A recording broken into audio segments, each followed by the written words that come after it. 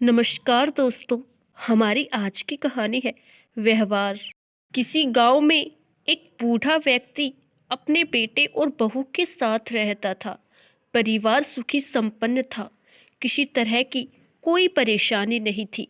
बूढ़ा बाप, जो किसी समय अच्छा खासा नौजवान था, आज बुढ़ापे से हार गया था।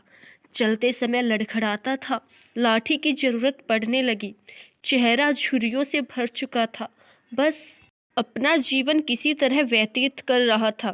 घर में एक चीज अच्छी थी कि शाम को खाना खाते समय पूरा परिवार एक साथ टेबल पर बैठकर खाना खाता था। एक दिन ऐसे ही शाम को जब सारे लोग खाना खाने बैठे, बेटा ऑफिस से आया था। भूख ज्यादा थी, सो जल्दी से खाना खाने बैठ गया और साथ में बहू और उसका एक बेटा भी खाने लगे। बूढ़े हाथ जैसे ही थाली उठाने को हुए, थाली हाथ से छिटक गई। थोड़ी दाल टेबल पर गिर गई। बहू बेटे ने घृणा की दृष्टि से पिता की ओर देखा और फिर से अपना खाना खाने में लग गए। बूढ़े पिता ने जैसे ही अपने हिलते हाथों से खाना खाना शुरू किया, तो खाना कभी कपड़ों पे गिरता तो कभी जमीन पर। बहू चिढ़ते हुए, हे राम, कितनी गंदी तरह से खाते हैं। मन करता है इनकी थाली किसी अलग कोने में लगवा देते हैं। बेटे ने भी ऐसे सिर हिलाया जैसे पत्नी की बात से सहमत हो। उनका बेटा यह सब मासूमियत से देख रहा था। अगले दिन पिता की थाली उस टेबल से हटाकर एक कोने में लगवा दी गई। पिता की बड़बड़ाती आंखें सब कुछ देखते हुए भी कुछ बोल नहीं पा रही थी। बूढ़ा पिता रोज की तरह खाना खाने लगा। खाना कभी इधर गिरता कभी उधर। छोटा बच्चा अपना खाना छोड़कर लगातार अपने दादा की तरफ देख रहा था।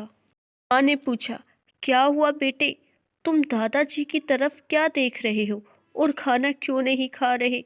बच्चा बड़ी मासूमियत से बोला, माँ, मैं सीख रहा हूँ कि वृद्धों के साथ कैसा व्यवहार करना चाहिए। जब मैं बड़ा हो जाऊंगा और आप लोग बूढ़े हो जाओगे, तो मैं भी आपको इसी तरह कोने में खाना खिलाया करूंगा। बच्चे के मुंह से ऐसा सुनते ही बेटे और बहू दोनों कांप उठे।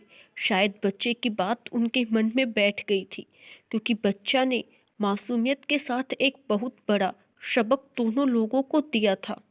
बेटे ने जल्दी से आगे बढ़कर पिता को उठाया और वापस टेबल पर खाना खाने के लिए बैठाया। बहू भी भागकर पानी का गिलास लेकर आई कि पिताजी को कोई तकलीफ ना हो।